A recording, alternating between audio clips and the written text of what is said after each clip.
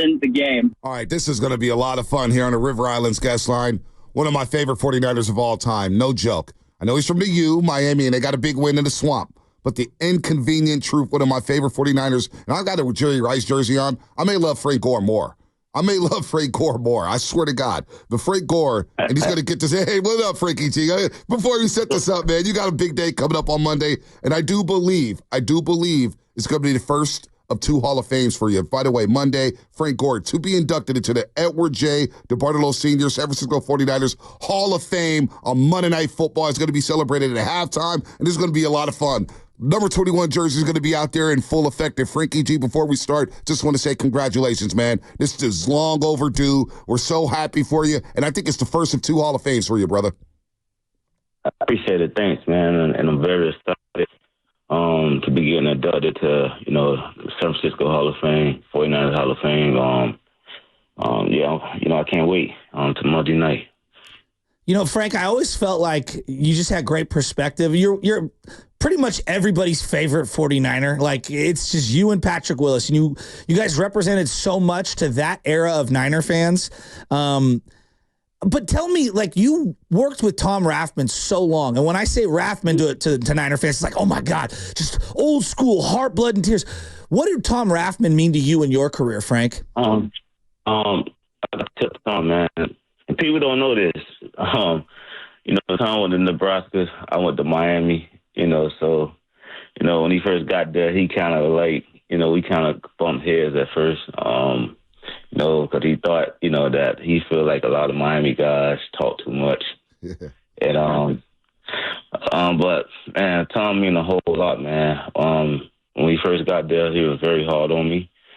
He thought I, wasn't going to embrace it and buy into what he felt about the game, and I did.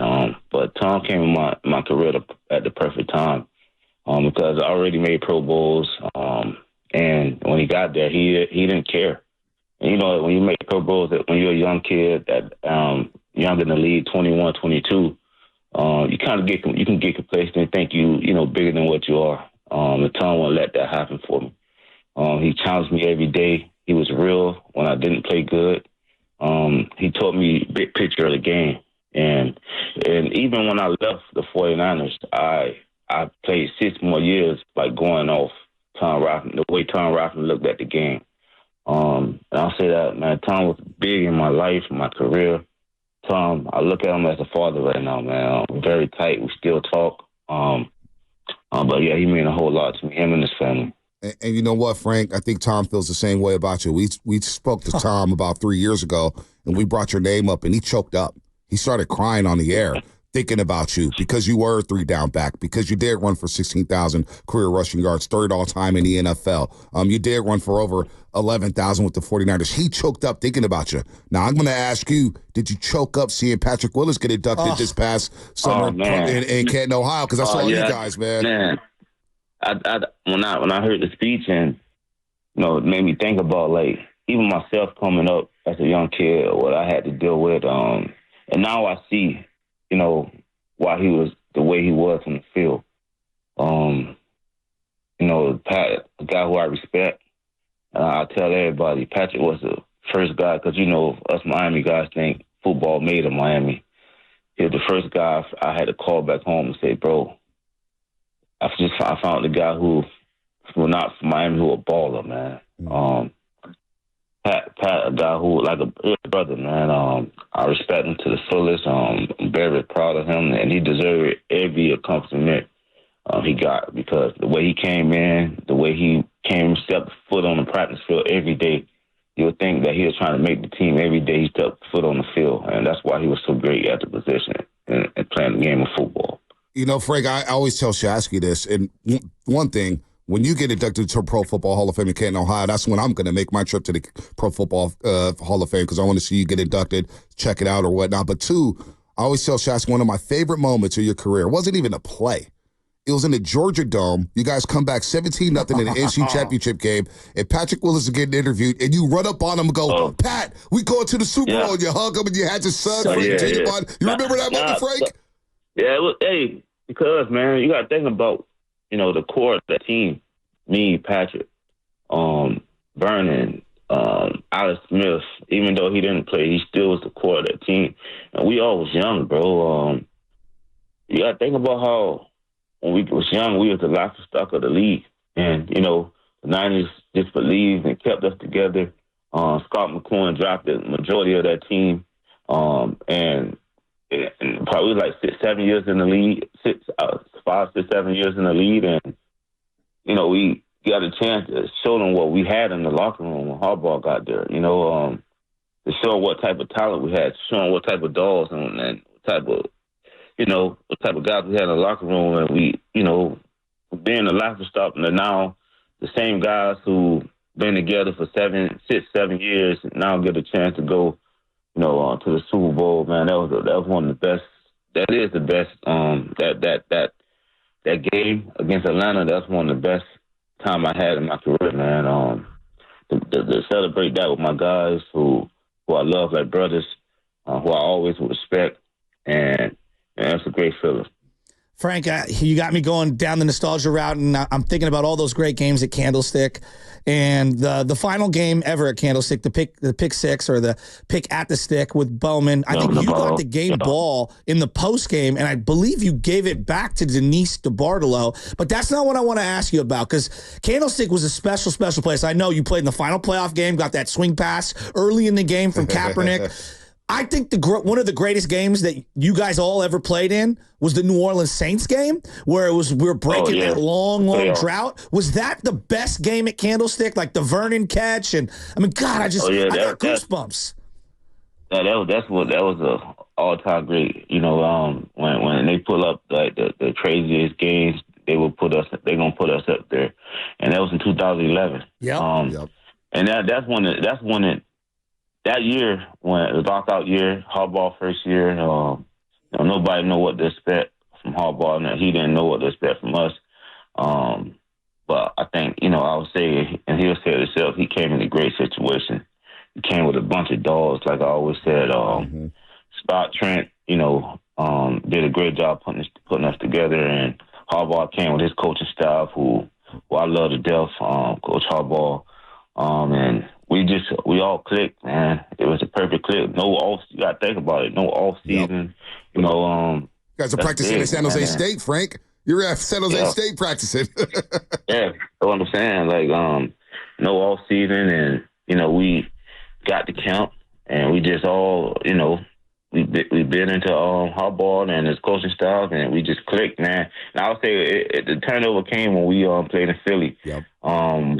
Was down, I think, like, what, 17 or something? Yeah, it was like 20-3 or 23-3. Jeremy Macklin fumbled. Jeremy Macklin fumbled. And we all looking around, like, don't know what to expect, you know, walking into the locker room, you know, new coach. We didn't have to deal, you know, well, I think we lost one game before we went lost to Dallas. Yeah, you guys just beat the Cincinnati. Yeah, you just beat Cincinnati, and then, Yeah. So we going into the locker room, everybody looking at each other, and you know, Harbaugh got up there and told us we had to make these adjustments. We got to do this, and we got to start fast. That's exactly how we did. And from that Philly game on, man, we went on for like 2 or 3 years, man, strong. Yeah, no, I remember you guys ran the clock out. You had the first down. You guys all said first down. Got the victory formation, and Niner fans started believing after that one, Frankie G. Yeah, that was the game that turned us around, man, for a couple of years, man. But that New Orleans game is probably one of the best games that in the Candlestick, I would say. Yeah, I'm with you on that. The Dante Whitner hit, just the all-time play.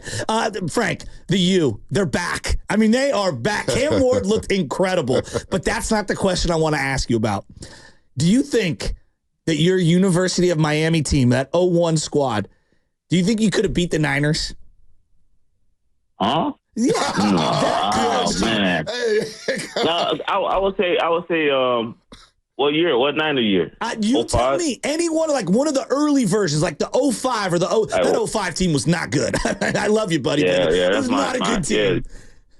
Yeah. I would say because I would think we have more talent than that team. But only thing, you know, the trenches, you know, they had Brian Young, when young kids come in the league, especially up front, that, you know, you got to at least give them two years to get, you know, going. Some of them, not the great ones, but some of them. And I would just say, like, the trenches probably would have been hard because, it's different. We're going against grown men. But I would say it would have been the Niners would have had to come play though. 05 team. I love it. We had some special guys on that team, man. Special guys. Frank Gore joining us on the River Islands guest line. All guests on 95.7 Game appear on the River Islands guest line. Isn't it time for you to discover the islands, River Islands, and Latham? Frank, when you were in the NFL, you were the last of a dying breed. And what I mean by that is you were a true three-down back. You played on first down. You played on second down. You played on third down. You called passes out the backfield. You were a great pass blocker in the backfield. I hear about the Raiders practice and the scrimmages where you wore their linebackers out and Mike Singletary had to pull you out the drills because you were just laying them out in pass protection. Rathman took me out. Rathman took you out. Yeah, Rathman took you out. I heard the stories. I was like, dude, you were wearing these dudes out. Now, you played as a three-down back. Christian McCaffrey, we see him now. What do you think about him, Frank? Yep. Because he's kind of like you in terms of a three-down back, and he's explosive as well, and a lot of Niner fans love him. I love him, man. My first time meeting McCaffrey when I was playing for Buffalo, and we had a joint practice. And, we split fields. So after practice, I hear everybody saying, oh, man, just raving about him. I was like, man, I guess he was a rookie. What rookie year was what? What year? 2017. 17. Okay, so it's probably his second year because I was in Buffalo. The second and third year. So everybody raving about him, about how, so I said, man, let me go check him out, man. I checked the film out after our meetings. I went to go, I just wanted to, see what everybody was talking about on our defense. And, man, when I saw his film, bro, I said, I got to go up to this kid, man, the next day. The next day I went up to this kid, and I said, bro, man, the way you play the game, man, and how you practice, man, you're going to do some special things. And, that's why I'm not shocked that all the accomplishments he getting, the way he played, especially now I see it, when I'm out there at camp, the way he come to work every day is the right way. And when guys respect the game the way I did, the way he respect the game, man, I'm all for him, man. I'm happy for him. I just want them boys to go out there, and I want him to go out there and kill it for me, get this win so I can have a big celebration when I get inducted into the Hall of Fame. So, yeah. I can't wait for that. After animal, his baller.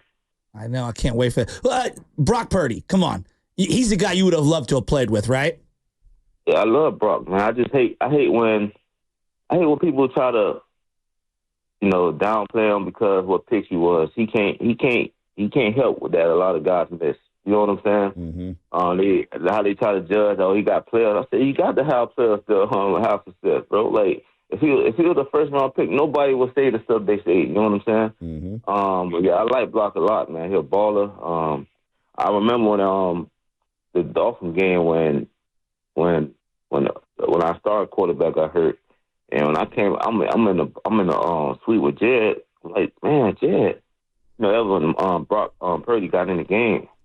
I'm like, man, I didn't know he was a rookie, bro. I said, Jed, who's this guy right here? He said, I said, we're gonna be all right then, man, because the way he came in, he was poised. He made those, and we still won the game. I was like, Jed, we're gonna be fine, bro. I don't think, we're going to have no problem at the position just because how he came in that first game when our starting quarterback got hurt, and he just took off from there. So, yeah, I like Brock Purdy a lot, man. He's a baller. No doubt. You are a baller, and you're going to get your due Monday at halftime. You're going to address the crowd. You're going to be celebrated. Ceremony is also going to be streamed live on the team's Facebook, Twitter, X, and YouTube accounts for those not in the stadium. I need everybody to wear 21 jerseys, man. Bring them out for me. Oh, absolutely. Absolutely. We're going to be giving you a standing ovation. We can't wait for it. Who you bringing out, man? You bringing out the kids? I know Frank Jr.'s on the Buffalo Bills practice squad. He looks good. Frank. I appreciate it, man. He'll be fine, man. Like I tell him, he was kind of down, but I told him, bro, it's God plans, man. You show that you can play in the league, man, and we built for this, man. Nothing was given to me. Nothing they given to you, just different. I told him to keep his head down and show people you can play in this league. You was one of the best running backs in preseason. When you're getting on drafted, sometimes you get caught in the numbers game. But as long as he keep working, and he's gonna be fine, man. And I'm proud of him. I'm a proud father, man. And we're proud of you, Frank. You're going to be inducted into the Edward J. DeBartolo Sr. San Francisco 49ers Hall of Fame Monday Night Football. The Jets will be in town. The Niners will be playing. It's going to be rocking at Levi Stadium. And we'll be giving you a standing ovation. The 21 jerseys will be out. And this will be the first, I believe, of many Hall of Fames for you, Frank. This is just the beginning for you, brother. It. Thanks for the time today. Huge fan, Frank. Thank you for the memories. Thank y'all. Thank y'all. Anytime. Frank Gore, man. What a legend. The Inconvenient Truth. Joining us on the River Islands Guest Line. All guests on 95.7 The Game appear on the River Islands Guest Line. This is the time for you to discover the islands, River Islands, and Lathrop. And on those bad teams, as he said, he always stuck out. He always got his 1,000 yards. He always played hard. You always heard about him. They had to dial him back in practice because he wanted to take every single rep. Every single rep. And that legendary practice, I heard it from people, my former broadcast partner here on 95.7